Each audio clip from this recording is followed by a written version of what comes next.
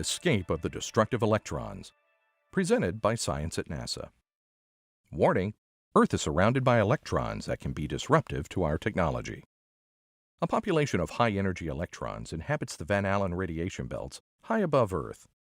While these electrons pose no danger to humans on Earth's surface, where we are protected by the atmosphere, they have been blamed for many spacecraft failures.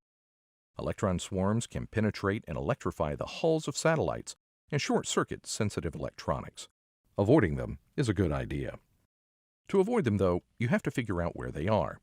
And that's a problem because these electrons can be very elusive. The Van Allen belts were discovered in 1958, and their discovery was one of the earliest scientific achievements of the space age.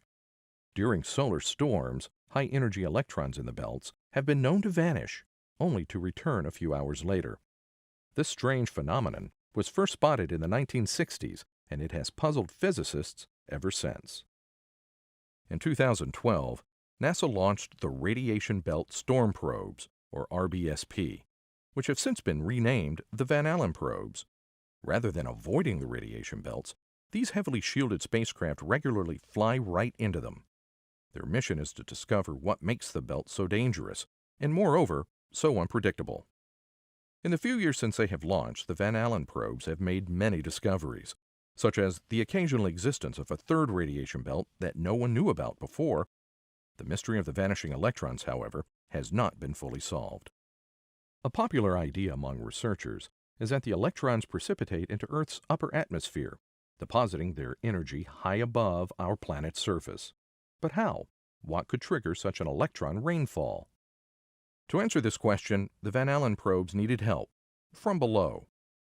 Since 2013, an international team of researchers led by physicist Robin Milan of Dartmouth College have been launching research balloons from Antarctica, each standing more than 8 stories tall. These mammoth balloons ride circumpolar winds around the South Pole, floating as much as 40 kilometers high as they look for signs that electrons are penetrating the atmosphere overhead. The name of the program is BARREL, short for Balloon Array for Radiation Belt Relativistic Electron Losses. The electron rainfall, when it occurs, reveals itself by a telltale glow of X-rays. These X-rays are the byproduct of electrons striking atoms and molecules in the upper atmosphere. BARREL's balloons are equipped with a payload of sensors to observe such emissions. Occasionally, the balloons are in flight when the Van Allen probes pass overhead. Such a conjunction is perfect for this research. The two probes can track the electrons from above, while the balloons do so from below. There were 2 such conjunctions, one on January 3rd and another on January 6, 2014, and researchers put them to good use. Working together, the Van Allen probes and BARREL were able to piece together a means of escape.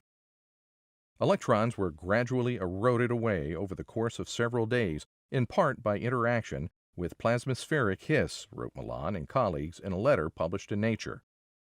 Plasmaspheric hiss is a type of electromagnetic radiation, or plasma wave, that can scatter these high-energy electrons down toward Earth. Looking up from Antarctica, BARREL could measure the electrons losing their energy in the form of relatively harmless X-rays. Plasmaspheric hiss was simultaneously observed by both Van Allen probe satellites. There may be other ways for the electrons to escape the Van Allen belts, so the mystery is not fully solved. As 2015 is coming to an end, the BARREL team has completed a 3rd campaign of balloon flights over Sweden in search of more clues. Stay tuned for updates from science.nasa.gov.